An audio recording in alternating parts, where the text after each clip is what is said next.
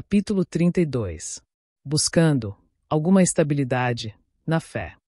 Não me recordo bem, mas devia ser maio ou junho de 2002. Por ser espiritualmente maturo, eu havia deixado o diabo roubar minha fé e bagunçar minha cabeça. Porém, decidi que queria recuperar minha estabilidade psicoespiritual. Por essa razão, comecei a alimentar ainda mais a ideia de que, se eu recebesse o batismo no Espírito Santo, voltaria a ter fé e certeza novamente. Todavia, até ali, eu não sabia como. O problema era que eu precisava ter fé para receber o batismo, porque eu havia lido que, sem fé, é impossível agradar a Deus. E que, aqueles que duvidam nunca receberiam nada do Senhor. Portanto, eu necessitava, obrigatoriamente, de um renovo espiritual. Precisava resolver aquela situação interna que já durava mais de 2 anos. Condição com a qual, até ali, eu apenas havia conseguido forçosamente conviver. Porém, não mais. Passei a ler e reler sobre o renovo espiritual ou de como ter mais fé.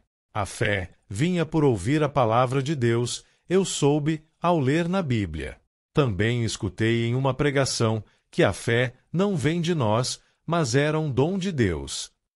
De outros pastores, ainda ouvi que era só orar mais, fazer jejuns, se consagrar, etc., que isso aumentava a nossa fé. Alguns também afirmavam que era necessário viver em santidade. Ouvir falar em santidade cristã era um assunto meio complicado para mim. Afinal, como se não bastasse ter uma mente totalmente desestruturada pelas dúvidas, mantinha pecados escondidos, nos quais recorrentemente caía, e cujas práticas eu não tinha forças para abandonar.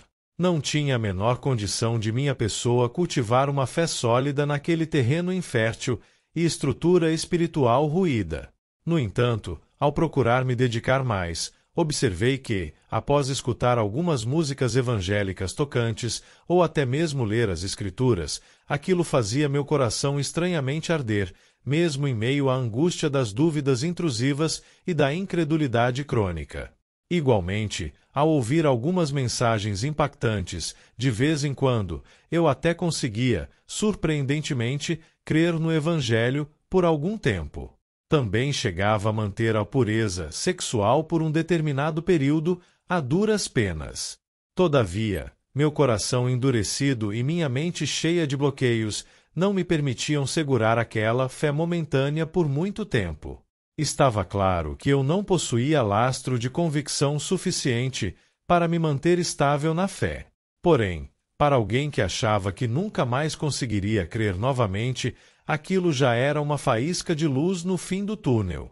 Afinal de contas, mesmo sendo cheio de dúvidas e medo, eu conseguia apresentar momentos ou acessos de fé. Uma fé que, mesmo estrangulada por uma inexplicável agonia de dúvidas opressoras, ainda parecia queimar no meu peito, escondida sob os escombros do que um dia foi uma vida espiritual de verdade.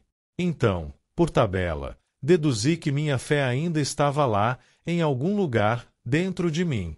Eu só não tinha conseguido, até aquele momento, mantê-la estável o suficiente para alcançar algo de Deus com ela. Acreditava eu, até ali.